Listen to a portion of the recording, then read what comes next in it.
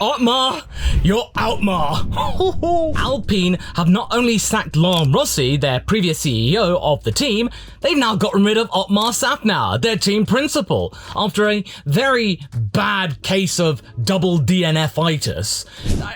This is just literally breaking news. I was supposed to be going on holiday today. I was packing down there and I just saw this news after watching Free Practice 1, where barely anyone actually went out. So I'm literally getting this from L'Equipe right now. So this is basically the headline. So the Alpine team is continuing its restructuring at a rapid pace. After President Laurent Rossi, it's the turn of bosses Otmar Szafnauer and historic sports director Alain Permain. So it's not just Szafnauer. So what's going to happen with the BWT sponsorship? Because Otmar was the reason why BWT even went there. I mean, I'm literally reading this right now, and this is just absolutely bonkers. So it's all to do with just a restructuring. So the president of Alpine, the brand, has basically said, alongside with the Renault group, that, you know what, we're not doing well enough. And after the drubbing that McLaren have been giving them, there's been a 58-point swing from McLaren to Alpine in the last 3 races. This is absolutely crazy. So basically, they're gone, and this is just an absolute upset, really. This is just bonkers, because Alain Permain has been around Enstone since 1989, back in the days of Benetton. So this guy has been through multiple teams. In fact, 2 stints of when they've been Renault. It's just wow. This is a lot of things I've been seeing in the comments recently, that Alpine doesn't really seem to be having their hearts wholly in Formula 1 anymore. There was a really good comment. I can't remember the name right now, but if you are there, do speak up, because it was a really good point.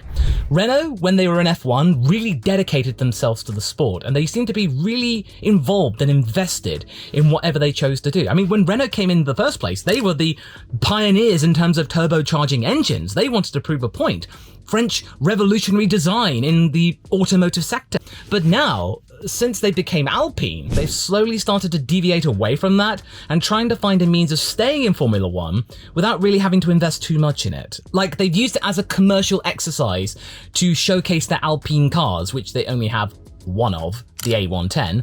They've had the A110 for a very long time. They've not really had any other cars, but they have been promising to make more, but I'll believe it when I see it. But yeah, Otmar Szafnauer gone. I mean, this is absolutely crazy. I mean, it's just he wasn't that bad of a team principal. It just seems that Alpine's had enough, that being in 6th place in the constructors is simply not good enough, that McLaren have been able to make turnarounds, the Enstone team and the people there haven't been able to keep up, and ultimately they're gone. It's just wow, just Szafnauer. I mean, I never really thought he was a bad team principal. He, at Force India, then Racing Point, then Aston Martin, they've been doing pretty decently. They seem to actually have a good sense of actually knowing how to run a team. I never really had any issues in terms of his competence, but it just seems like with Laurent Rossi gone, I just didn't see this coming. I also feel kind of bad for Gasly as well, because he's just been basically sold a pup. I mean, everyone thought that, oh, Gasly at a French team, it would be a dream come true. It's a chance for Pierre Gasly to be able to make his own mark outside of the Red Bull group, lead a French team. Oh, it'd be so romantic and just a fairy tale story for him to get another win since Monza 2020. But no, turns out that he seems to be the one that's getting the brunt of all of the lack of performance and the unreliability of the Alpine, whereas Esteban Ocon, yeah, he's just doing his esty-bestie and getting a podium. That's all very well and good, but even he's struggling, and then Oscar Piastri and McLaren's about to overtake him, and then, I mean, as I said in my previous videos, Williams is closer to Alpine than Alpine is close to McLaren. That is quite telling from a team that is basically running 20-year-old machinery, yet they somehow are able to get into 7th in the constructors. It just goes to show, if you have the right leader, James Vowles, you can work wonders. And I think maybe Alpine are looking at Williams and going, wait a minute, how come they're able to do that and yet we can't? Mind you, Enstone's not really had that much investment in the last few years, so they really need to upgrade their facilities too, much like how McLaren needs to have their own wind tunnel, which they've now gone online because they've been running the Toyota one. Every team needs new investment. Aston Martin's now got all of their stuff up and running.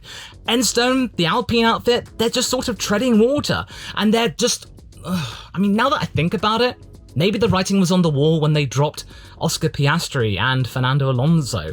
That whole contract debacle where they basically ended up having to lose 2 of their drivers through dawdling and basically playing fast and loose with their contracts, and then having to pay the legal fees for McLaren, which was about $600,000, not to mention the potential loss of prize money, because if you had Ocon and Piastri in the same team, or even Alonso and Piastri, because if they were able to keep Oscar Piastri, I think Esteban Ocon would have probably just bit the dust, because if you had Piastri and Fernando in there, that would be a really good combination, because whenever you see Piastri and Alonso together, they seem to actually have a really good time of it. They seem to get on really well. Like the old master just seeing what's going on with Piastri and it's just going, yeah, okay, yeah, I see what this is. And then he's obviously thinking after his own skin. And then Piastri is as well, with Mark Webber there. I mean, after all, Mark Webber knows his way around having to deal with team politics and number 2 status and who's actually in charge of the team. Because after all, you know, Sebastian Vettel, that's the reason why Mark Webber kind of decided to retire probably a couple of years earlier than he probably would have done, had that not have happened. Mark doesn't want that happening to his boy. And now, thankfully, they were in charge of their own destiny and managed to basically just tell Alpine where to stick it, because they were not exactly being competent when it was coming to securing their own drivers, because they thought, oh, we're Alpine, we're a historic team, we're Renault, surely we'd be able to actually keep our drivers and they trust us to get things done, right? Their legal team's just absolutely rubbish. Then Alpine slipping further and further behind, the double DNFs, their 3rd double DNF of the actual season, 2 of them involving their drivers colliding. Not saying they're actually to blame, but it's just weird that it's happened twice already. But either way, I mean, just Otmar is gone, and I don't know where he'd even go. I mean, who would actually take him? Because at the moment, there doesn't really seem to be any sort of position. He's kind of gone to the place where Mattia Binotto is. No one's really sure where he will go, because everyone's thinking, oh, well, why don't you just put Binotto in as some kind of engineering guru at Williams or something like that, with James Vowles there? Or maybe Mattia Binotto can go and do a partnership or an engineering thing with Haas, because they're so linked to Ferrari, and then Gunther Steiner and Mattia Binotto work well together. It's just, I mean, sorry, this is just absolutely breaking. I mean, I'm just going to take a look right now. I mean, what's the world saying right now? Because this is absolutely crazy. So much for El Plan then. Or maybe this was El Plan all along. Twitter, basically Alonso goes, yes, bye-bye.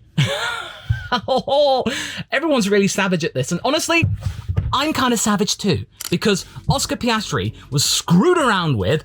Sorry, I haven't got the bubble hat, I've already packed that away. I was about to say that Alpine are a bit directionless, but Bruno Famin will take on the role of team principal of the French team, as Canal Plus states, as from Fastest Pit Stop. So they actually do have a guy who's going to be taking part. So who is this Bruno Famin guy? We're gonna actually find out for ourselves, folks, because I kind of want to know. So he joined Alpine last year.